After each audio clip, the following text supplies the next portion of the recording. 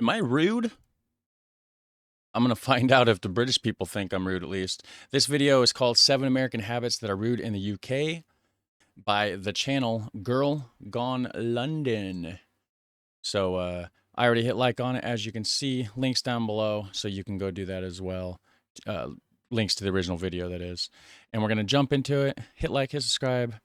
And this says coming up, so I'm just going to skip past her little intro coming up section here. Hi and welcome back to the Girl Gone London channel. If you're new here, my name is Kaylin. I'm an American who's lived in the UK for over 10 years, and today we're talking about 7 American habits that are considered rude in the UK. I have accumulated many of these examples personally, as well as stories I've heard from fellow American expats who live in the UK and are usually trying to do their best, but are sometimes accidentally being rude or just weird. Now, the first thing on my list of an American thing to do that would be considered rude or not acceptable or just strange in the UK is giving a guest a house tour. So in the States, it's not considered weird.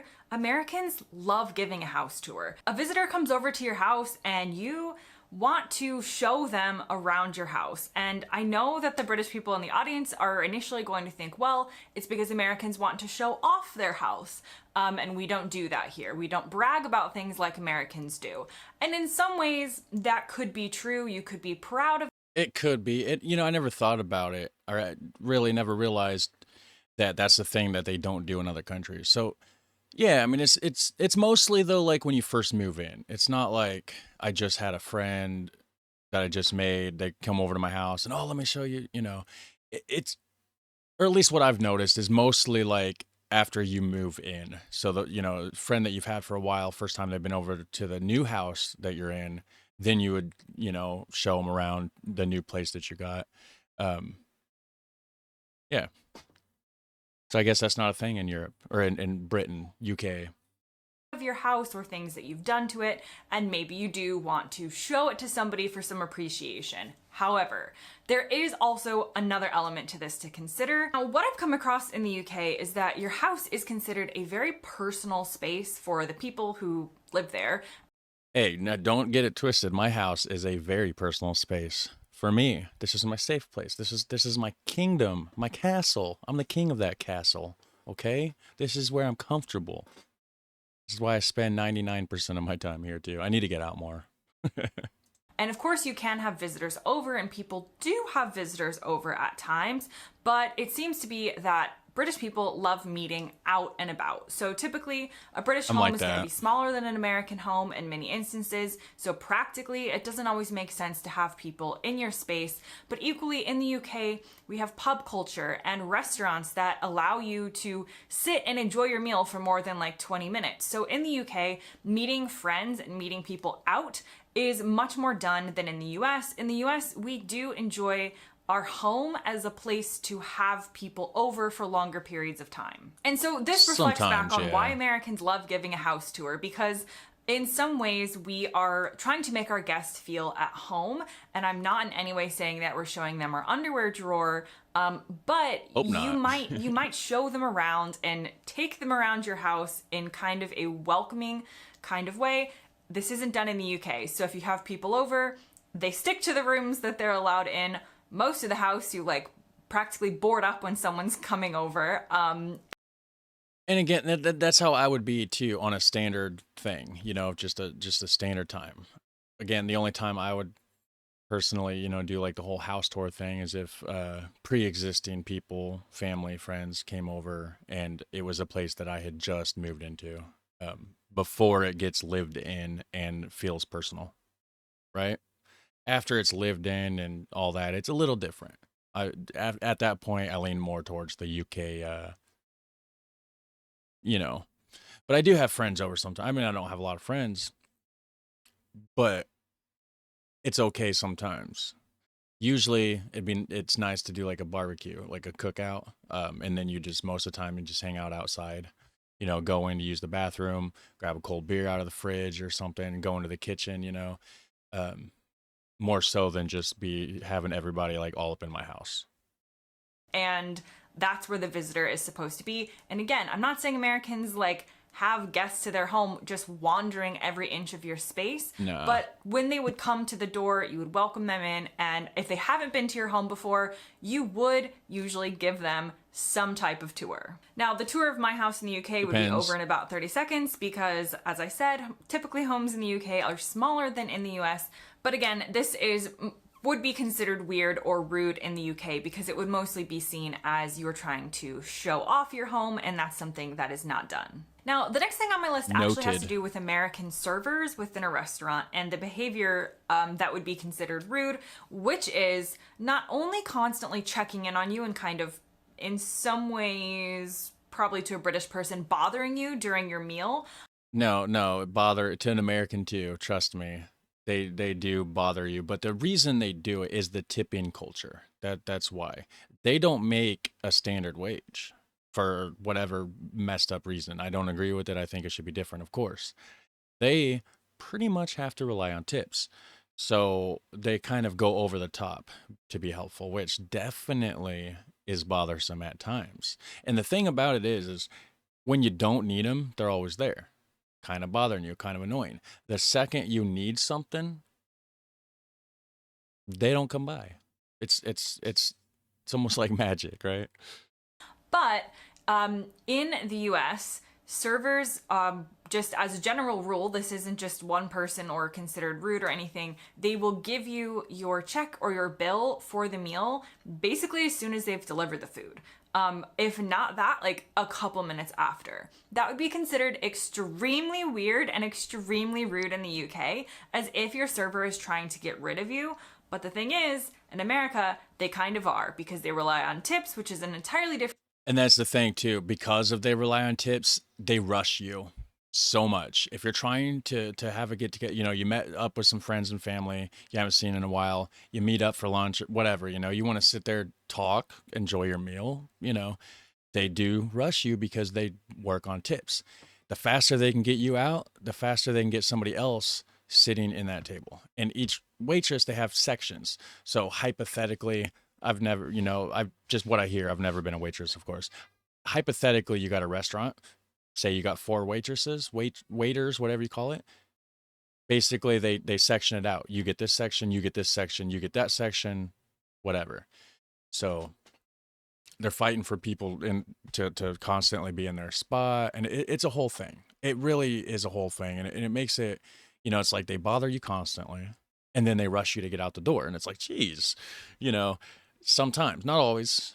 Some waitresses, waiters, or whatever are phenomenal and don't do that at all because they understand you're trying to enjoy yourself. So it really just depends on where you're going. Different video, and so much of their wage comes from being able to turn over tables quickly, and this would never fly in the UK. The restaurant experience is totally different, and so if a British family does go to the US, that's something to remember, that the American waiter or waitress is not within the context of American culture being rude by giving you your bill for the meal really soon after they serve you your food. Another American habit that is considered rude in the UK has to do with eating as well, and that is to do with what you do with your knife and fork after you finish a meal. So in the UK, the polite thing and general thing you're supposed to do, and people just seem to do as a matter of like not even thinking about it, is you put your utensils together on your plate and it looks something like this.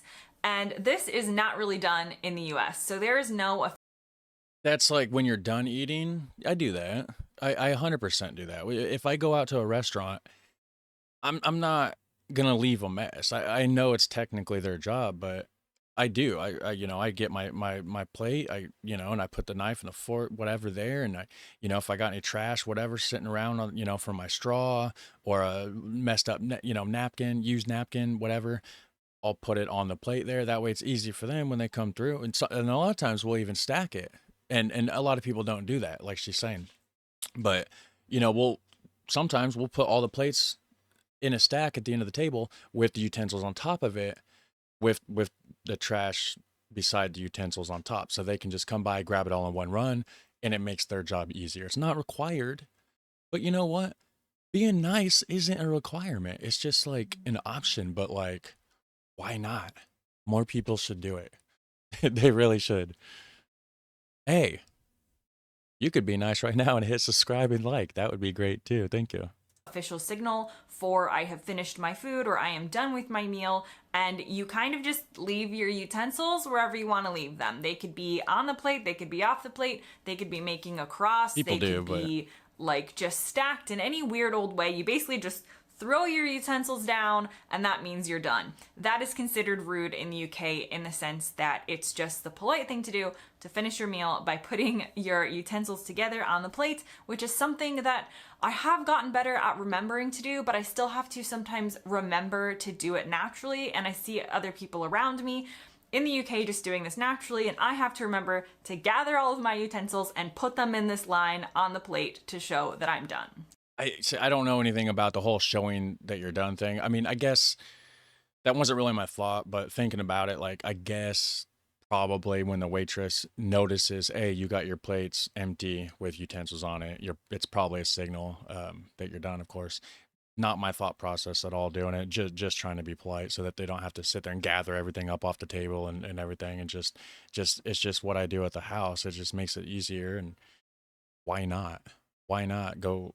It's like it takes you a couple seconds to be nice. I mean, The next thing on my list is Americans being loud. So, I oh mean, I'm my not going to goodness, sit here and yes. say that we're not loud. We are loud. Honestly, I was considered a quiet person in the US. I spent my entire life in the US with people asking me to speak up and to talk louder because they couldn't hear me. I moved to the UK and within a couple days, people are telling me to be quiet. Americans just speak loudly. We just are loud, and it's a trait that is considered relatively rude in the UK because it's infringing on other people's right to enjoy the environment surrounding I try to be quiet. I try to read the room. If everybody's being quiet, then just be quiet. There's no reason. There's no reason to go extra. them. And this is particularly prevalent with Americans on like public transportation in the UK. So if you take the tube in London or a train, you can usually hear the Americans before you can see them. It's just, we're not trying to be rude. We just culturally are loud. I think some people are. My brother, man, he is just so loud. We'll go into the store, and if I go into the store with him, I get embarrassed even because it's like they don't even try to figure out what they want for dinner before they go in. Let's, like the logical thing to do would let's get a plan going. Let's at least discuss it.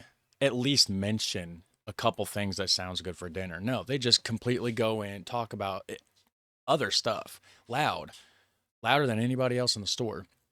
And then just like chickens with their heads cut off, him and his wife, and just up and down the aisles, just talking real loud. And what do you want? Oh, what sounds good? One will be at one end of the aisle. You got two families in between them. The other one's at the other end of the aisle, and they will talk loud enough. Hey, oh, look at the over the people in the middle, and I'm standing there the whole time, like acting like I don't know who these people are. Trying to like sometimes I'll dip out to the next aisle just to like go do my own thing to get away from it. It's crazy. Love them to death, but oh, it's embarrassing. I hate it. I don't like it either. Oh my god.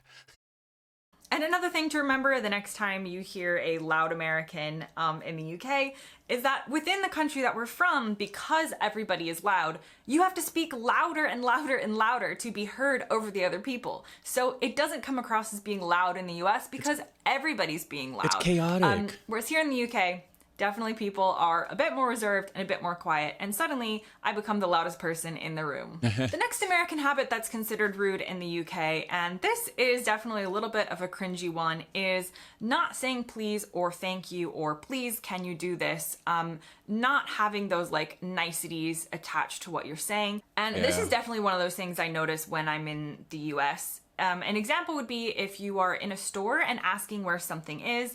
In the UK, you would go up to a person and you would say, oh, sorry, can you please tell me where the flower is? Or you would just have all these different words to say excuse I always say thanks and sorry for bothering you. Thanks for taking your time.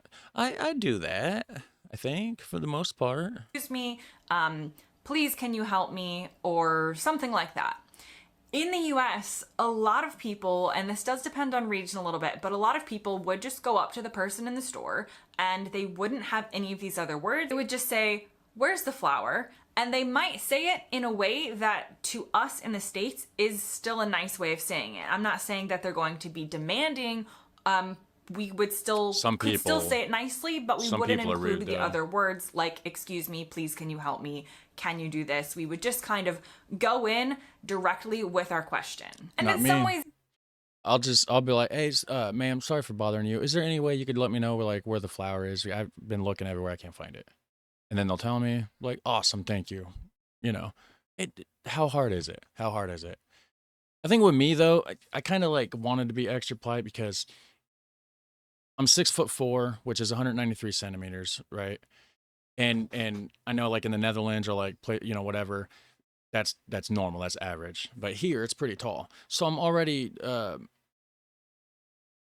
like intimidating to older people, I guess, right? You go into the store, you got like this 4 foot tall little old lady, and I got a tattoo on the side of my head. You can barely see it. Used to have a mohawk, tattoos on my arms, my neck, you know.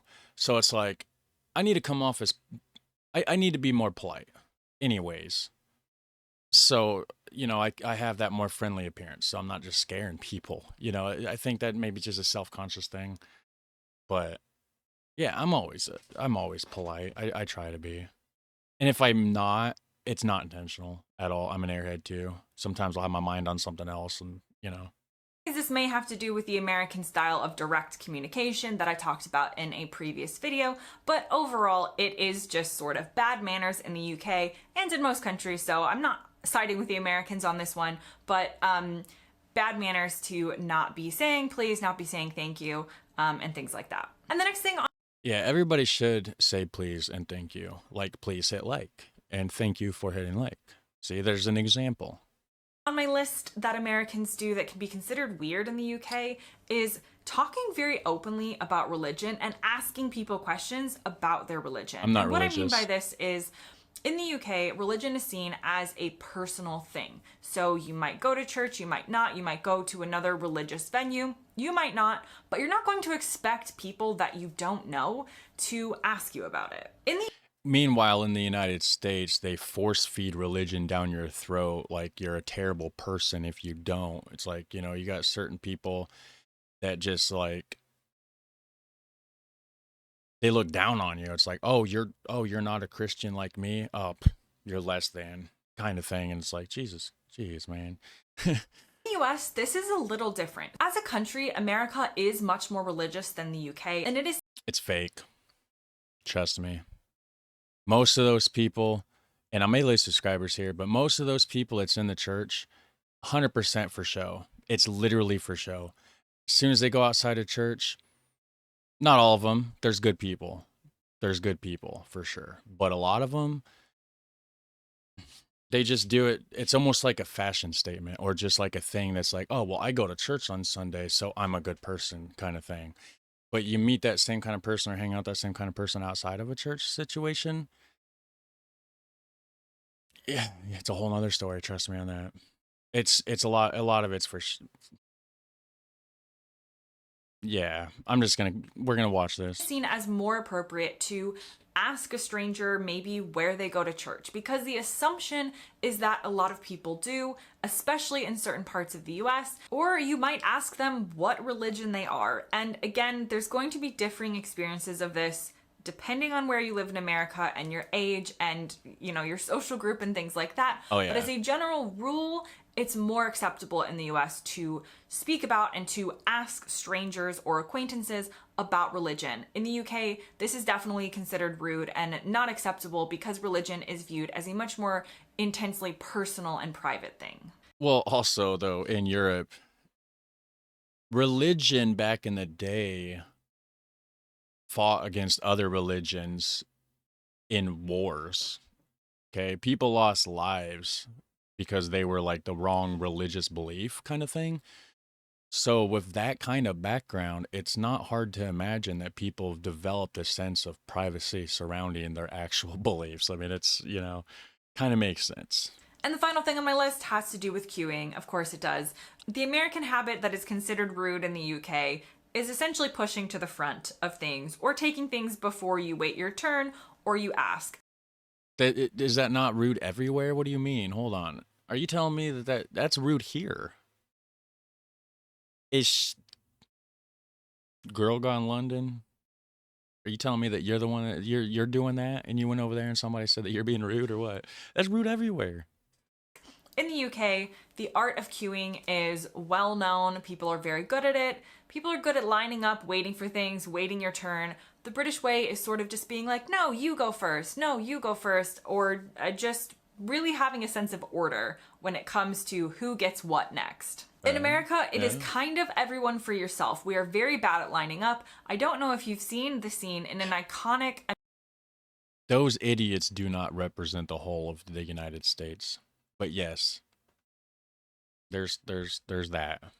They are out there in the wild. American Christmas film called Jingle All the Way with Arnold Schwarzenegger of all people. But there is a scene Good when movie. they get a toy into the toy shop that all the parents want, and they essentially trample each other to get to it. This has happened in the US. This is Black something that I Friday. watch and I'm like, yes, this makes sense for America. This is kind of how we operate. And we can even take it from the funny, silly, like physical example of, you know, not being able to line up or like rushing into a toy shop or something like that.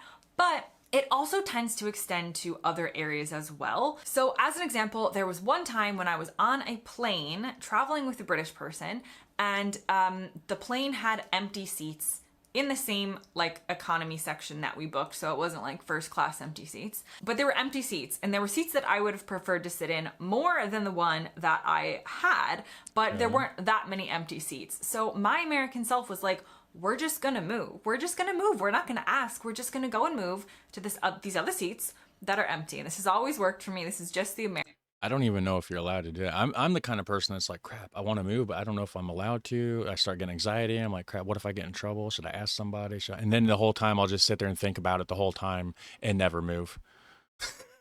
American way. I see something that's open. I'm like, okay, nobody else is using this, and it's in the same class that I've booked. So I'm just gonna go and sit there. I'm gonna take it.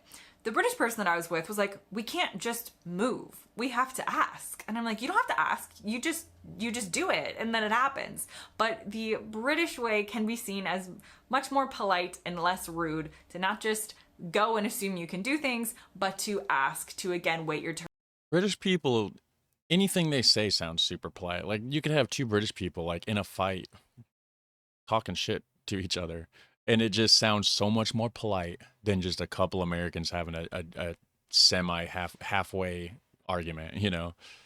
Turn. Is it okay if I go and sit in that other seat? Where the American in me was just like, no one else is doing it, so I'm gonna go and do it. Or if you're in a grocery store or something similar, maybe you come up to an item that is running out and you get to it at the same time as another person. In the UK, it's often the polite thing to say, oh no, go ahead, you have it, you take it. An American is like, I would probably do that too. I'm not, and I don't want to be an asshole. Like, why would you, like, oh no, it's mine. Why fight?